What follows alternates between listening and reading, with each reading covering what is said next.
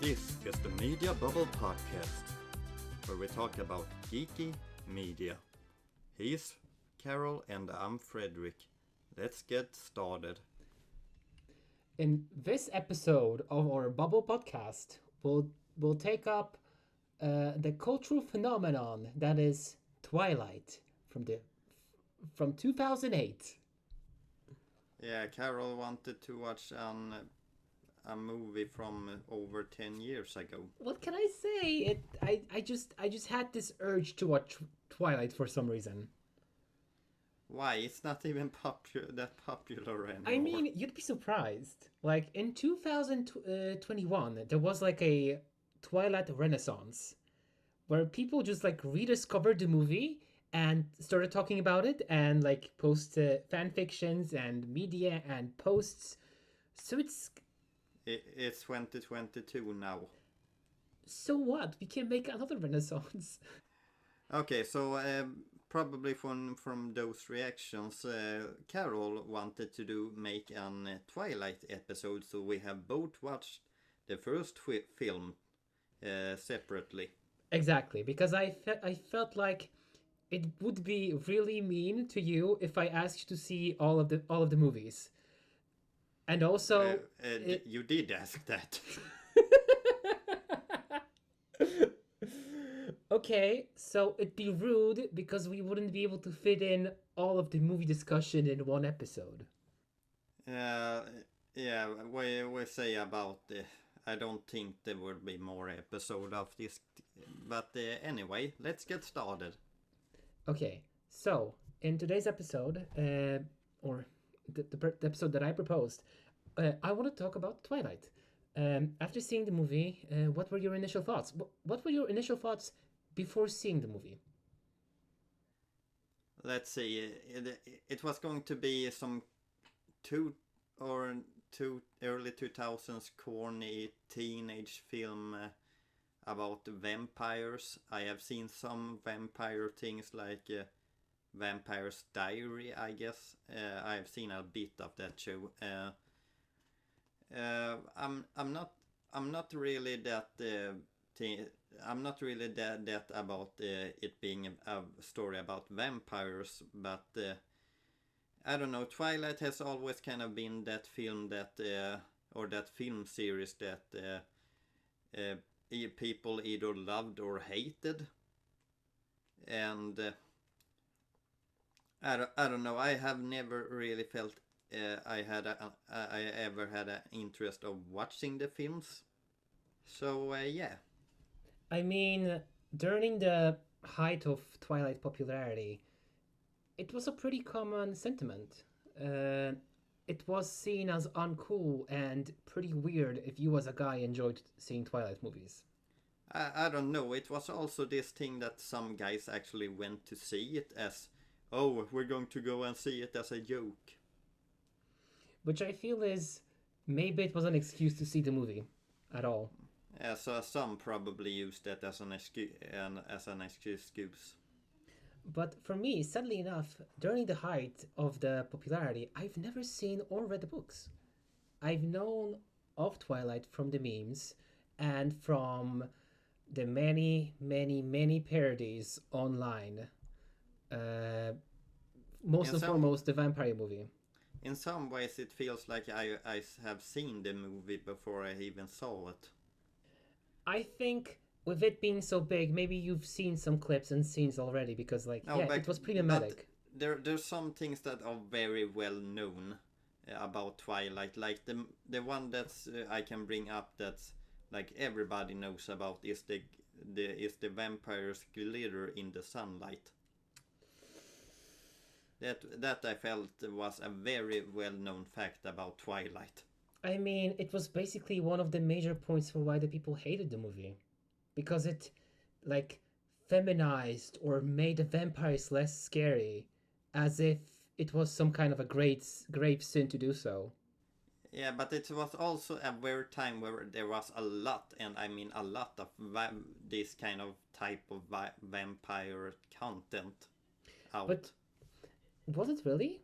Because I feel like Vampire Diaries, there was some other vampire shows. There was one starring Alexander Skarsgård, I remembered. What We Do in the Shadows? No. But that is also a vampire show, but that is a little bit later on. Yeah, I mean HBO now produces a full seasons of the show, but nevertheless, I felt like that was also the time of the height of like teenage Teenage media. angst. Exactly. I mean, Twilight. Can I just say that this is also the time where like Harry Potter was, I guess, big in other franchises, and this time frame is so specific in some way because they all kind of have a gray filter on, if you can call it that. Yeah, like teen movies were being like these desaturated, grim, cold movies when all of them were pretty goofy, in fact. But I think you actually nailed, because it was like, yeah, it was the ending of Harry Potter. It was the height of Twilight. We had movies like The Hunger Games and Divergent, also in the same time frame. I don't know if it was before or after. I remember that the sixth Harry Potter film had that kind of grey tone, at least. Yeah, it was very much in the same style as the other greedy movies at the time. I feel like maybe they wanted to like age up the movies to make him feel like be more serious with the filter. But we're getting a little bit off topic. I felt like that filter was also used a lot in video games at that time period too. But anyway. Yeah, hell yeah. Like Resident Evil 5, for example. Like that's just gray and brown. 50 Shades of Grey. Oh my god. Well, I actually wanted to save a tidbit about 50 Shades of Grey at the end of our episode.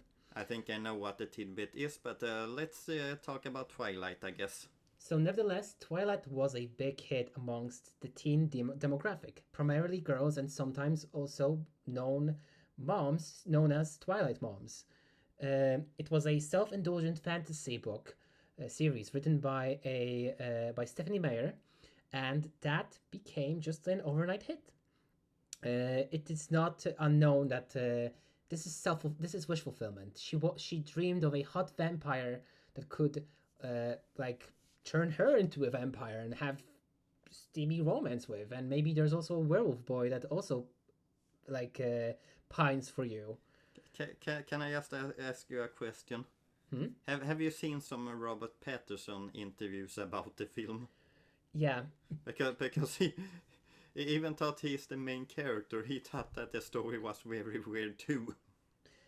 Well, it is, as I said, it was just wish fulfillment of Stephanie Meyer's, and then it just became a phenomenon. So of course, a wish fulfillment that was made into 4 movies. But it also touches upon the later scenes, because like Robert Pattinson is not proud of his Twilight days, and we can also see it in this movie. So in one of the later scenes, we're skipping a lot of the plot, but we're not here to retell the plot. So as Edward is hanging out with Bella in the forest and telling her about his like identity, and it's just like pouring rain, and this poor boy is like in a white t-shirt, and he's just like gallons of water pouring over him, and Bella is like nice and dry, but he's a vampire, so I guess he doesn't feel the cold. And all I'm thinking is like, this poor actor had to endure like being almost like waterboarded because he's playing a boy toy vampire. But we had this movie about Bella. First and foremost, I had vastly different expectations. It would be more angsty, and that Bella would be a loner. Yeah, I thought that Bella would be a loner too. But she has friends. Yeah, that surprised me a bit, because from what I thought of Twilight, it was that Bella is going to probably be a loner.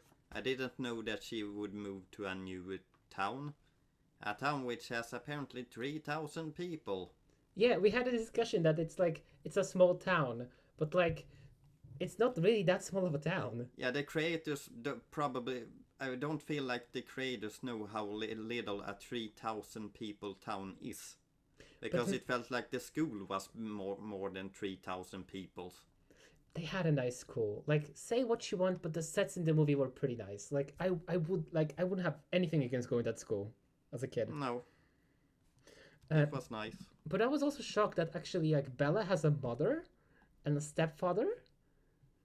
Yeah, she has.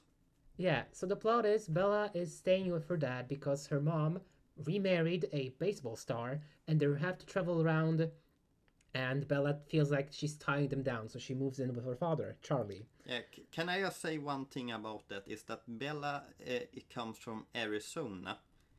In the beginning, she has lived there with her mom, and Arizona is a very warm place from the USA. And one of the characters even mentioned this, but you're looking very pale for coming from Arizona. And Bella is like the most pale character in the film, I feel. And like, yeah, that doesn't make really that much sense, does it? Yeah, and I think it's the film trying to be self-aware, but it's silly Yeah, because it's true. Like she doesn't seem antisocial. She seems to be like well adjusted. Why doesn't Bella go outside? Is it because she's like not like the other girls? yeah, with how easy she apparently made friends, you can really wonder. Yeah, because like I actually suspected that there was a lot of talk about this movie coming out like, "Oh, Bella is not like the other girls. She doesn't like makeup and she likes danger and she wants to be with a vampire." But like she made friends pretty quickly. Like she came to school, "Hey, you're the new girl, let's be friends." And bam Yeah, bam bam bam bam. it was more that people came to hear, I feel like. Yeah, like and that's pretty cool. Like I kind of wish we had more scenes with her friends because they kind of fell to the backdrop. They were not memorable. Yeah, later on in the film, they were barely there. Exactly. Like they kind of strung the plot along because they put the forward idea of the prom, which Bella attended with Edward, and Mm. also they proposed going to the beach, which is how she got more in touch with Jacob and talked about their like pact to not messy with each other. Yeah, actually, one thing about that prom scene, did we even see her friends in that scene, or was it just Bella and Edward? Which scene? The prom The or the prom? beach? No, the prom scene. So, if I remember Where correctly, they seen? they were there because Oh, there was okay. an ongoing little thread that Bella is like kind of hooking up her friends with each other. She helped like Bella is as the movie goes along, she's spending like she cares less and less about her friends, but she's still like a good friend, like saying like, okay, this guy doesn't want to be with you, just ask him if he wants to go prom with you. And like, oh, go ask this girl. I think she likes you. And like, that's good friend behavior. Mm. Well, if this movie taught me anything, is that if you're in love with someone, stare at them extremely much. Yeah, because when there's this one day, and then Like, don't Bella, even talk to them first. Just stare. I mean, the stairs in this movie. I Like, mean, like we are really in love with each other. When did that happen? You were just staring at each other all the time. but the other thing I was surprised about, we're skipping a lot between the scenes, but I was kind of surprised how much time Bella and Edward spent together with each other. It felt like they actually like had a thing going on, Mm. which in my case, I'd feel I was like judging like, oh, they'll get together very quickly and then there will be complications getting in the way of their love. But no, they actually like Bella figured like sussed out what Edward was by googling and going to libraries. Uh, Yeah. it was actually really funny because like there was I was just laughing to myself because there's also like a implication that Bella has like a really strong smell. Yeah. Mostly in the beginning, I felt like that lost a little bit later on. But Edward is very attracted to her smell, especially him. Yeah, because in his words, it's he when he feels Bella. near, he can't almost resist the urge to feed on her, because at the end he's a vampire. He has this like intrinsic, almost painful need to feed. Are these characters really in love, or are they just really horny for each other? That's the question. Like, because in a way, like Edward, he's a creature, he's a vampire. How much can he decide? Like, he has this almost painful feeling for her. Is it Yeah. his decision? Should we talk a little bit about the plot, just so... Yeah, well, I think we're alienating everyone. So, Bella is new girl in school, and she meets this cool, aloof, and mysterious boy by the name of Edward Cullen. He's an adoptive son of the town's doctor, and he's very alone and aloof and mysterious. And then she walks into the biology class. There's a waft of wind, and Edward storms out, and it feels like she feels like Edward is telling that she smells really foul. or that he doesn't like her for some reason. Yeah, but that's what I want to mention. Is it really like Edward's choice? Because this is such a powerful feeling for him. Like he like wanted to skip class. But nevertheless, with time, Bella is saved by Edward in one of the scenes by a car. She starts to notice that he's missing out on sunny days, that he doesn't eat anything at school, that he's cold to touch, that he is super strong by saving her. And with time, she susses out that he's a vampire. And Edward confesses that he tries to avoid her, but he has this urge to feed. But he's a vegetarian. No, vegetarian in some ways, I guess. I mean, they drink the animals or the blood of animals instead. But can I say it's an interesting parallel, because at the beginning, it's framed because Bella is also a vegetarian. She only eats veggie food throughout the movie. Oh, okay. And we have this dichotomy of, and also there's this scene with the deer in the beginning, like present. It's framed as if Bella is telling the story and she's the deer in the situation. She's being attacked by a monster, a herbivore. Can I just say about the beginning of the movie? I'm like, oh, this is so 2000 angst. The first thing she literally says is, I never thought about the way I would have died. Yes, it's so wonderful. It's pure, unfiltered teen angst. I love it. Yeah. If we go back to that scene where Edward is revealed to be a vampire, and I'm not really sure if we should talk about the whole glitter thing. When he is in the sun, he for some reason glitters up. No. But remember, we're also skipping scenes because with time, she susses out that Edward's a vampire, and he takes her to the forest and confronts her for what he is, because he tried to keep her at a distance, and he basically says that he's a entity designed to lure you in to be a susceptible prey, so that he can feed on you. So for me, I would explain that he's like a Venus flytrap. He specifically sparkles because that's what women in this universe find attractive. Oh, He's like this sparkly Venus flytrap. He's just this. It's like the perfect man. Exactly, because as he says, he's designed to kill. So it makes perfect sense that he sparkles because it's beautiful. And this feels really like a female that has written this of, how is the perfect guy?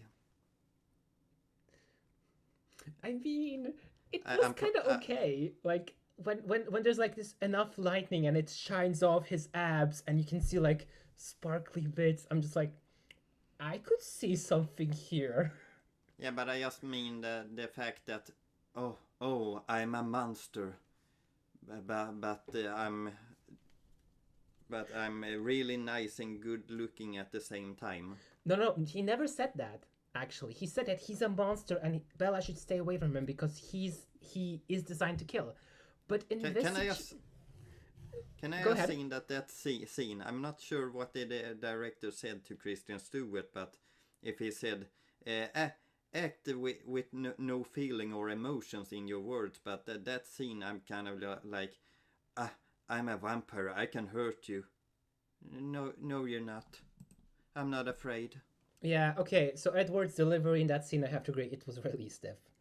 Because I felt like it should be more grandiose. Yeah, but I just felt like Kristen Stewart there was not really that great. But can I say, like, going back to actually Bella, like, Edward is done monologuing. He's like a shirtless, sparkly monster, ready to kill, ready to pounce, feeding on people. And Bella is like, internally, like, you won't hurt me. And I'm thinking, oh my god, she's into this. Yeah, like, she wasn't really scared at all or anything. She was just like, I don't care. We can be together now. And for me, it was like, oh my god, Bella is a monster fucker. She really wants. Yeah, kind of. Like, this is like probably her like dream come true. Like, oh my god, this is a hot vampire man who can snap me in half. Like, yes.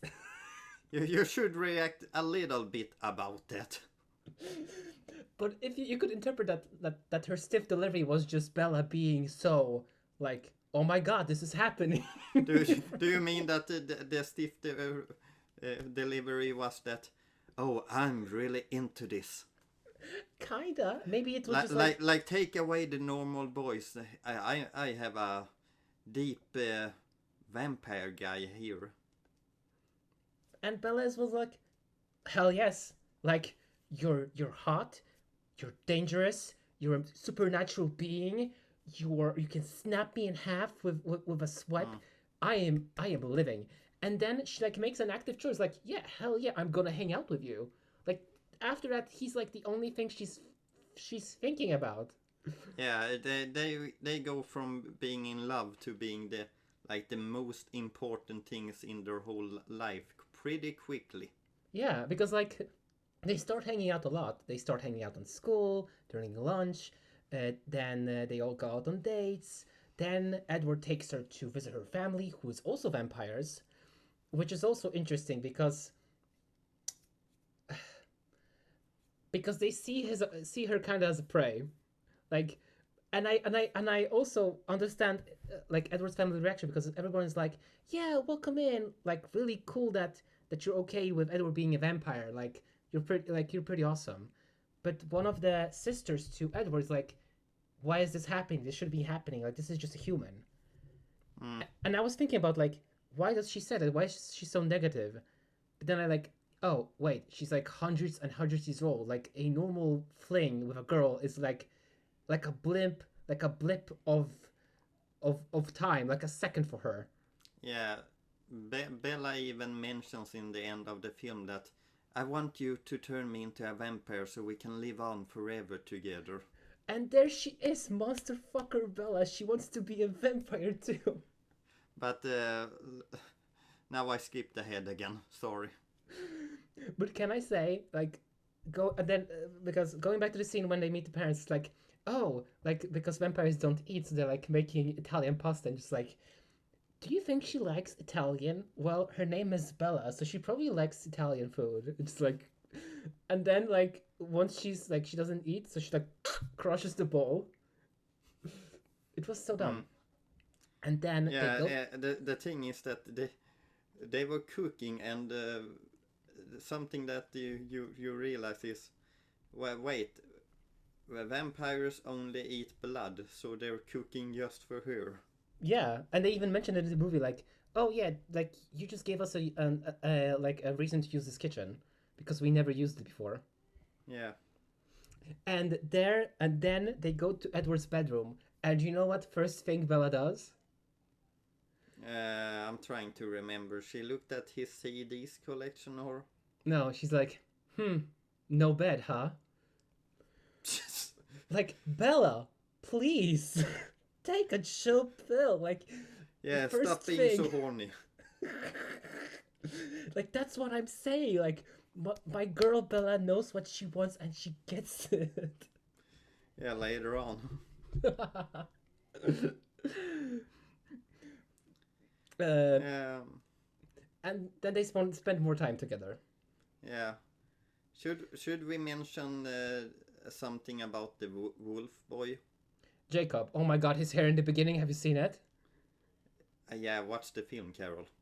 It was so bad. Yeah. Instead of the short hair he has in the later films, this hair is really, really long. I feel like actually they underutilized Jacob in this movie. Yeah, probably with the fact of how big of a role he gets in the later films, maybe. Yeah, because like he's being set up. I mean, we as the audience already know that there will be next movies setting them up as rivals. Edward versus Jacob, the whole shipping war. But like in this movie, it's pretty clear that like Bella doesn't spend time with Jacob. She spends time with Edward, and they have a Mm. pretty nice thing going on. So why would Yeah, she end up with Jacob? Jacob kind of shows up in like 3, 4 scenes, maybe.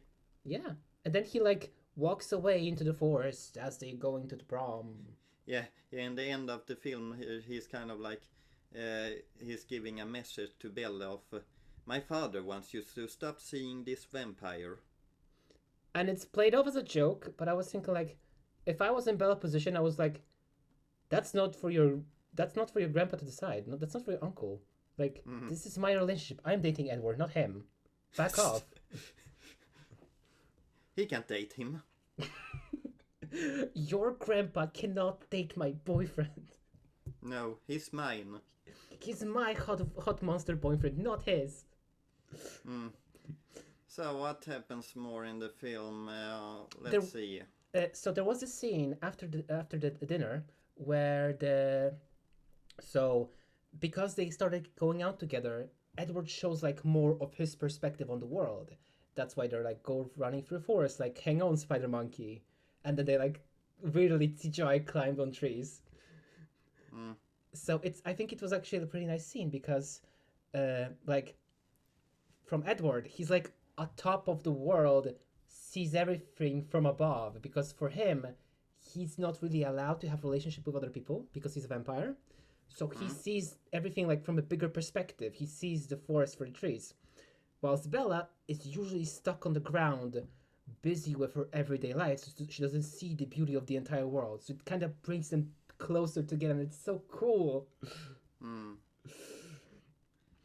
Let's see. The next thing I can think of that is happening is the lightning baseball scene. Oh my god, it was amazing. It's let's not kid ourselves. It's so corny. What exactly? The baseball scene, Okay. vampires playing baseball. Okay. Yeah. When I saw that, it was like, this feels kind of random. Because it's just silly fun to like Mm. I think they made this scene specifically to humanize the Cullens. I thought it was because they were introducing the villains in that scene. I mean, true, also true, but they could have done it a million different ways because it's Mm. kind of random that they stumble upon this Yeah. place in an empty field and just like find Bella. Can I just say that the villain in this film was really uninteresting, boring, and barely did anything, I feel like. I mean, they introduced the conflict 90 minutes into a 110-minute movie. Mm. So they're Like the villain shows up like 2 scenes before this moment, and like they have no. It's kind of like that thing of movies gotta have a villain at the end, kind of thing, I guess. Because this film that point really didn't feel like it had a bad guy or anything like that. yeah, I mean, until this random event as they were playing baseball. Like, the funny thing is, if not for the wind and for Bella's BO, like, they would just play baseball. Yeah. But because Ella, Bella has this intense smell, I guess, she just, like, triggered the other vampires. I'm actually have notes. Yeah, Bella smells body odor. Um, And then they run away from the vampire because there was like a fight. No, so basically they said like, back off. Bella is part of our crew. One of the evil vampires said like, heck no, I'm gonna chase her because it's like the funnest thing that happened in a while. Yeah, it isn't even all three of the vampires. It's kind of mostly one. Yeah. And kind of another one, but not really. Yeah, so Victoria is the last one. And I feel like she also falls into the same thing with Jacob, that she's underutilized because she's only hinted to be shown in the next movies. Yeah. And so the main villain kind of tracked down Belle's mom, and there's this thing that Belle goes alone to save her mom, but the vampire drinks her blood or something like that, but the good vampires come in and save the day at the last minute. I think you're kind of simplifying the whole situation. Because... Maybe, but that's kind of what's happening. Mm-hmm. Because I think it was an interesting choice to place the final battle in a ballet hall, like ballet studio. Since Bella thinks that her mom is kidnapped and she has to go save her herself, she goes to her old studio where she used to play ballet in Arizona. But of course, her mom is not there and she's being ambushed. And I was thinking, oh, it's because there's so many mirrors and they're vampires. So we're not supposed to see their reflections, and it's supposed to like strengthen the image that they're monsters. Yeah. I don't think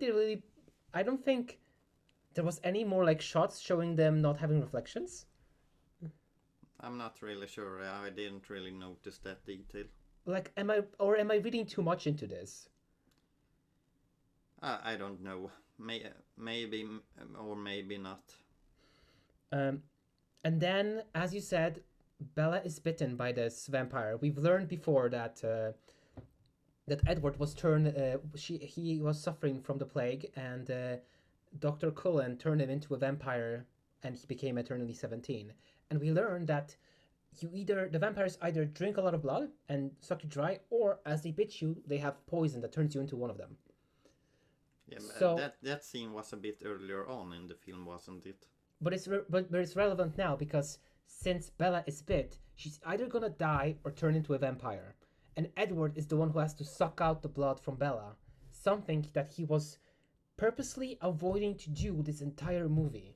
Because he feared that he could not stop himself. Yeah, he was afraid that once he has tasted a bit of her, he was not going to be able to stop. Yeah, but it's actually something... so I've seen some of the before we started to record this. I've seen some videos about the topic. One of them talks about that in some way Edward doesn't really have a choice throughout the events of the movies, or at least this movie. Okay. The theory is, or not theory, because it's Joel. I will send you the link later. So in this video, there is this topic of that Edward feels this almost painful primal urge to feed on Bella. And that's how he ends up with her. Because he's naturally drawn to her. And then he's forced to do the thing that it's always forced upon him. He's forced to hang out with Bella, and then he's forced to drink her blood to save her. Something he actually didn't want to do. Okay. And that he's powerless through the entire movie, and it's like and there's lots of more themes, but it's just like fate is forcing Edward to do the thing he wants to do the least to make him happy. I'm not exactly sure about that, because Edward kind of chooses to talk to Bella in class at some point, and that was his choice. He could have ignored it and thought that it would be bad with how attracted he is to her, but he didn't. But is it the attraction talking, or is it Edward? Because he's not human, he's a vampire. Oh, Karol. Sorry, I'm just reading too much into this teenage, young adult vampire hot boy movie. The thing is, I don't even think that you are actually. I think there's a possibility in the truth of what you're talking about, but yeah. let's see. I was going to say something, but I kind of forgot what that was. You can talk, Carol. So, the movie ends with the tracker being killed and burned, and Edward endorses Bella and goes to prom with her. Yeah, that So was something. That was actually something that surprised me because I had a feeling that, oh, is this something that at the end of the film of, I'm too afraid that I'm going to drink your blood, so we're going to have to break up now. oh no, But apparently not. They are still together. yeah, I mean, remember at the hospital, like Bella was practically begging him to stay because Edward was feeling guilty that he endangered Bella. Yeah, but that's kind of also a reason to go because you don't want to hurt the ones that you love, kind of thing. But then you leave Bella without her hot vampire boyfriend. Yeah, and we can't live without that. No, there's also exactly in the Joel's video, he was precisely talking about like, yeah, like Bella, she knows what she wants. She makes active choices to like stay with Edward, reassure him that's fine, and keep him because she wants to, and it like works out. It feels like the first time she sees him, she's doing everything to get together with him. Yeah, exactly. Yeah, exactly. Like she just finally like, yeah, that's a hot boy. I want to be with that hot boy, and she just goes for it. Mm. Like kudos, Bella. Like I wish to be as brave as you.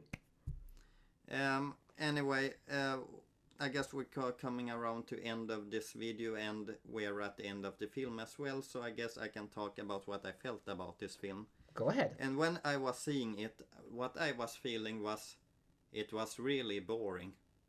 The film is 2 hours long. I don't really feel like a lot of things happened, or if they happened kind of slowly. I didn't really find that the characters were that interesting to me either. So they made some weird choices, I guess, or something like that. No, that was a weird thing. Actually, one character that I did enjoy a bit was Belle's father. Yeah. Weirdly enough, I mean, thought he was kind of nice and good. yeah. I mean, I didn't understand why she barely talks to him. I think. I mean, it's never established that she doesn't talk to him. It's just that Charlie, Bella's dad, he's the type of silent but protective and loving type of guy. They just don't talk, but he shows affection in other ways. Yeah, but she hasn't visited him since she was 8 or something like that. It's also mentioned in the film. True, but her parents are divorced. Maybe once she got with her mom, it's difficult to leave your life. And you know what? You bring a good point. Why didn't she kept in touch with her dad? So that was I like the dad character. Yeah, but other things I was like other things in the film I don't like, or this is really boring. I did not enjoy this film, if I'm being completely honest, and not for the whole reason of, oh, it's a hot vampire romance film. I just found it really boring. I kind of loved it. Yeah, I feel that tone in your voice. But I can see why it's not at your cup of tea. And also, I kind of want to thank you that you even give it a shot, because it's 2 hours of the movie you're not sure you're gonna like. So thank you for actually like legitimately seeing it and wanting to talk about about it with me. Yeah, I gotta be honest. I never really, I never thought that I would watch Twilight, to be honest, especially after all the hype had gone as well. But apparently I did. And now you can cross that off your bucket list. I didn't have it on my bucket list. I'm gonna cross it off for you then. Okay. What did you feel about the film then, Carol? I feel like it has its flaws. It kind of portrays the relationship between Edward and Bella is kind of toxic, because, well, Edward is a really dangerous guy. He's a monster, and he kind of can read everyone's thoughts, and the power Yeah, that was something we never talked about. Edward has this power to read everyone's thought except for Bella. which that's why he also finds interesting in her. But like, Yeah, but I felt like that is such a weird power for him to have. it is. I don't think it like outside of the movie. I don't think it was brought up that often. I never imagined he would have mind powers. Yeah, well, it kind of felt like such a random thing for him to have because the other vampires doesn't have it either. Uh, It's just him. I also wanted to mention that I'm gonna be a Edward apologist because a lot of people have brought up that like, hey, Edward is 117, she's 17, and there is Mm? an age difference. But I'm gonna be an apologist and I'm gonna say since Edward has been turned into a vampire since he was 17, I will bet that he's still in the mindset of being 17. Like he's eternally 17. Yeah, he can't grow out of So it. he like there should be at the same maturity level, I feel like. Excuse me for talking when you were talking about how you felt about the movie. Continue, I Carol. derailed myself too, so don't worry about it. Um, I liked the goofiness. I the song like after seeing the movie, I kind of listened to the soundtrack like a lot. Okay, because they have as you do. because they have some absolute bangers. They have like Linkin Parks and Paramore and like Super Destruction Black Hole, like good songs. Okay. I liked that they had like it was like you said that not a lot of things happened that movie, like it was boring. But for me, I enjoyed that because for me it was like a slow burn. You really begin to believe that they had like that they cared for each other. Yeah, but yeah, I do like when films or when things go a little bit slower, but Maybe too slow for I you. just no, it was not that it was too slow for me. It was just that at some points, I don't know. I just felt like the whole film was going in that slow pace Yeah, in some I mean, way. as we said, the major conflict was introduced 90 minutes of runtime. And the romance scene isn't even the thing that I'm thinking about. It's kind of just normal scenes where Belle is sitting in the restaurant with her father a couple of times in the film, and it's kind of like I'm not sure if this is supposed to establish her relationship with her father or what this is, but yeah. I think it's meant to be like that she spends time with her father. Actually, also want to mention, I know I'm dragging so far because there's like we mentioned before that Bella is a vegetarian, right? Yeah. And I found it's quite funny because she falls for a man-eating monster boyfriend who's like the Mm. exact opposite of her. But turns out, like, the more they know each other, the more they have in common. Like, actually, Edward is a vegetarian, he only eats animals. And when they're sitting in the restaurant with her father, Bella and Charlie, you can see that she still orders veggie, but he primarily eats meat, which kinda also is like the divide between them because they have been apart for so long. Mm. Maybe he needs a monster girlfriend. That's also what I liked. Like once it clicked to me, like, oh my god, Bella just really wants like a freaky boyfriend. I'm just like, I'm rooting for you. Let's go. Like you No, go, girl. I wish you the best. as as fast as Carol realized that, he's like, oh, now I really like this Now I film. can relate. Like, Well, anyway, if you were going to give this film something 1 out of 10, what would you give I it? would give it an 8 out of 10.